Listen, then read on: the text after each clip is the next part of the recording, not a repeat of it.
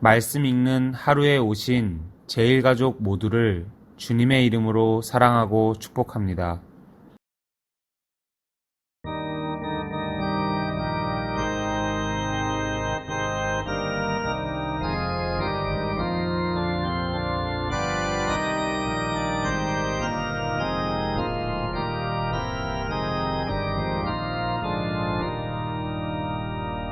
면류관 벗어서 주 앞에 들이세 저 천사 기쁜 노래가 온 땅에 퍼지네 내 혼합 깨어서 주 찬송하여라 온 백성 죄를 속하신 만왕의 왕일세 멸류관 벗어서 주 앞에 들이세 그 손과 몸의 상처가 영광 중 빛나네 하늘의 천사도 그 영광 보고서 고난의 신비 알고자 늘 흥모하도다.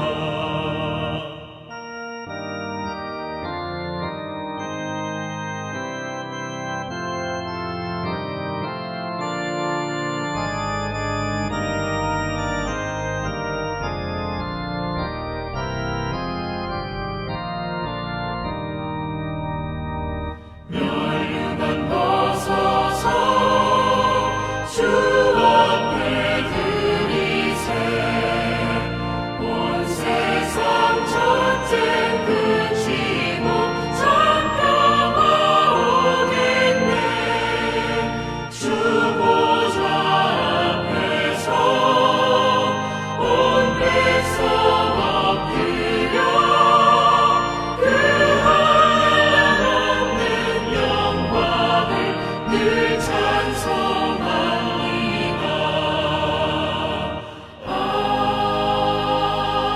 아멘.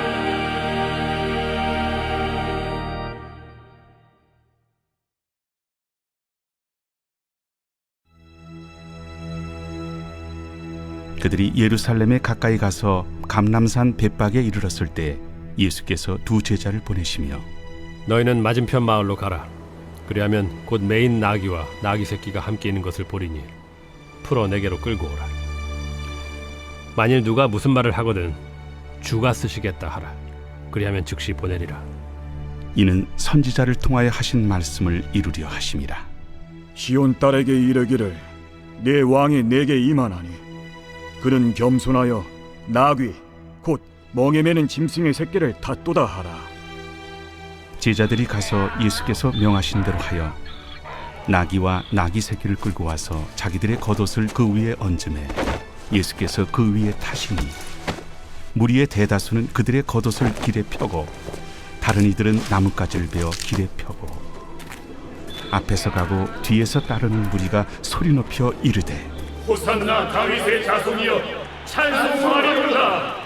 주의 이름으로 오시는 이여 가장 높은 곳에서 호산나. 예수께서 예루살렘에 들어가시니 온 성이 소동하여 이는 누구냐?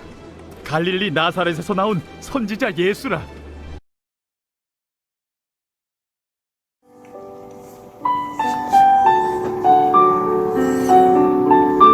예수님은 사람들이 다 알아볼 수 있는 모습으로 예루살렘에 입성하셨습니다.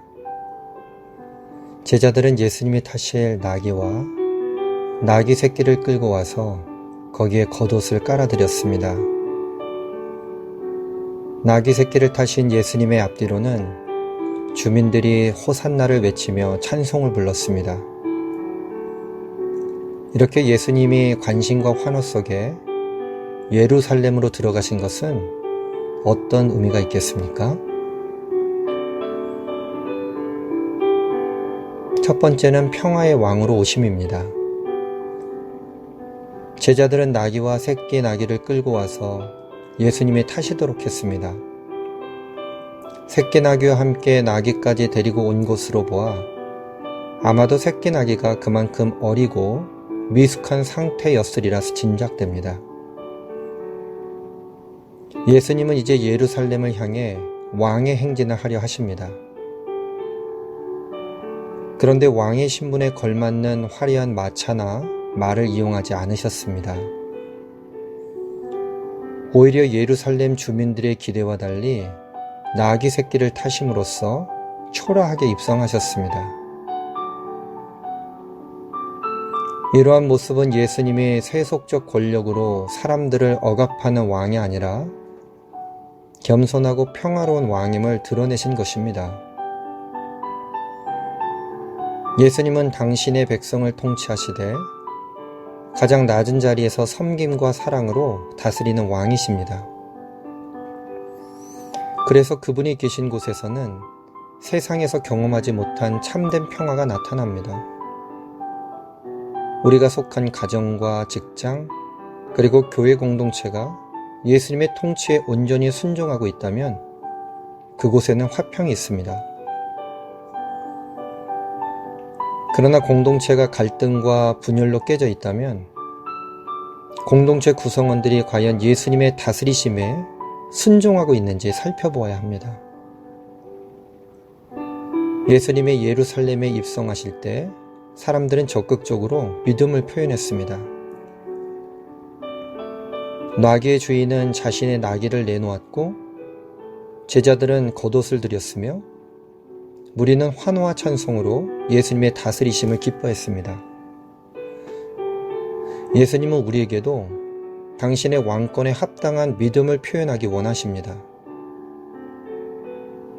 당신이 순종해야 할 영역은 무엇이겠습니까? 둘째, 구원의 왕으로 오셨습니다. 무리는 예수님을 향해 호산나라고 외칩니다. 호산나는 하나님께 복을 구하는 간절한 기도의 표현으로 주여 우리를 구원해 주소서라는 뜻입니다. 이 같은 외침은 왕이신 예수님이 당신의 백성을 구원할 구원자로 오셨다는 고백입니다. 당시 이스라엘 백성은 구약에 약속된 메시아를 기다리고 있었습니다. 그들은 정치적 메시아를 기대했습니다.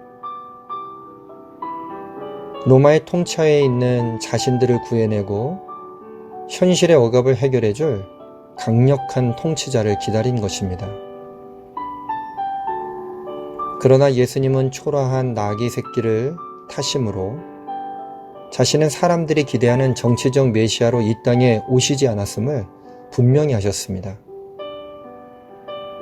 예수님은 세상의 문제를 해결하기 위해 오신 분이 아닙니다. 예수님은 모든 문제의 뿌리인 죄의 문제를 해결해 주기 위해 이 땅에 오셨습니다. 그렇기 때문에 예수님이 우리에게 기대하시는 것은 그분을 하나님이 보내신 구원자로 믿고 인정하는 것입니다. 우리도 예수님 당시의 이스라엘 백성과 같이 당장 해결받고 싶은 현실적 문제들 속에 살아갑니다. 정치적 혼란이나 개인적인 질병, 때로는 관계의 불화로 예수님께 도움을 구합니다. 그러나 그런 우리의 관심을 뛰어넘어 반드시 예수님을 우리의 구원자로 만나야만 합니다. 예수님이 우리의 삶의 구원자로 임하실 때만 죄의 사슬에 묶인 영혼에 진정한 자유와 평화가 임할 것입니다. 사람들은 누구나 평화를 원합니다. 그러나 세상 무엇으로도 참된 평화를 얻을 수 없습니다. 참된 평화는 인간과 하나님의 관계가 회복되어야만 맛볼 수 있는 하늘의 복입니다. 예수 그리스도는 바로 인간의 근본적 필요를 다 이루어 주실 수 있는 우리의 구원자요 왕이십니다. 그러므로 예수님을 삶의 주인으로 영접하여 하나님이 약속하신 모든 복을 풍성히 누리는 우리 제일가족들 되어지기를 간절히 축원합니다. 기도하겠습니다. 주님, 저희들의 연약함을 아시고 독생자 예수 그리스도를 평화의 왕으로, 구원의 왕으로 보내주심을 감사드립니다. 저희들의 삶 가운데 이 예수님을 모시고 살아가게 하여 주시옵소서. 주님이 내 안에, 내가 주님 안에 살아갈 때에 우리 하나님께서 그렇게 원하시는 주님의 천국이 이 땅 가운데서도 이루어지게 될 줄로 믿습니다. 주님, 저희들 혼란과 여러 가지 어려움 가운데 살아가고 있습니다. 갈등하고 분열하고 질병으로 인하여 고통받고 관계의 어려움을 가지고 자꾸 깨어지려고 하는 우리의 마음 가운데 예수님께서 하나 되게 하시는 은혜를 베풀어 주심을 감사하며 우리의 삶을 조정할 수 있는 특별한 한날이 되게 하여 주시옵소서. 예수님의 낮은 겸손과 예수님의 섬김의 도가 우리의 삶의 중심 가운데 있기를 간절히 소망합니다. 주께서 그 은혜로 저희들을 인도하여 주시고 오늘 예수님께서 우리들에게 주시는 그 말씀 따라 우리들을 새롭게 세울 수 있는 거룩한 한날이 되게 하여 주시옵소서. 여러 가지 어려움 가운데서도 저희들을 지켜주시고 보호하여 주시는 우리 구주 예수 그리스도의 이름으로 기도합니다. 아멘.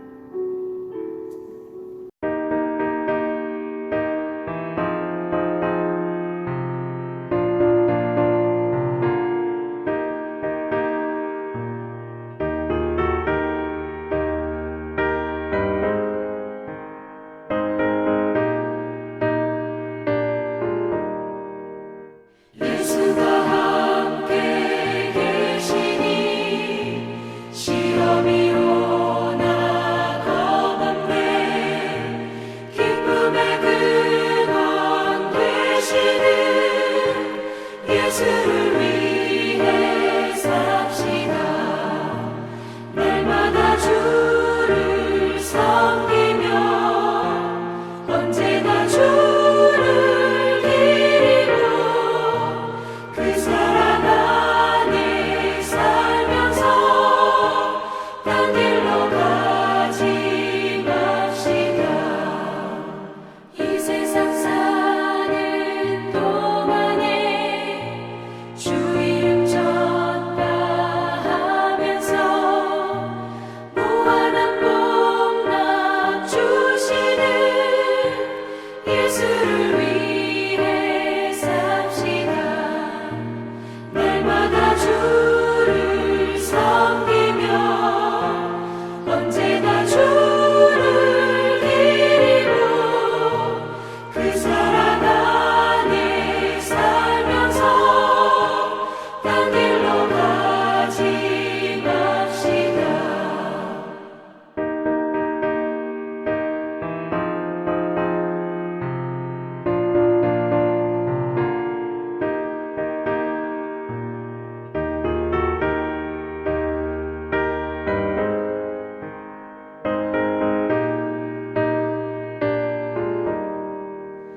이 세상 친구 없어도 예수는 나의 친구니 불의한 일을 버리고 예수를 위해 삽시다.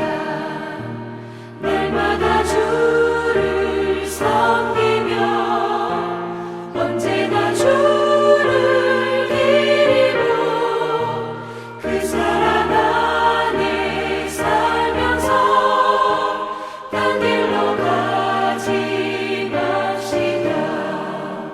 주께서 심판하실 때 잘했다 칭찬하리니 이러한 상급 받도록 예수를 위해 삽시다.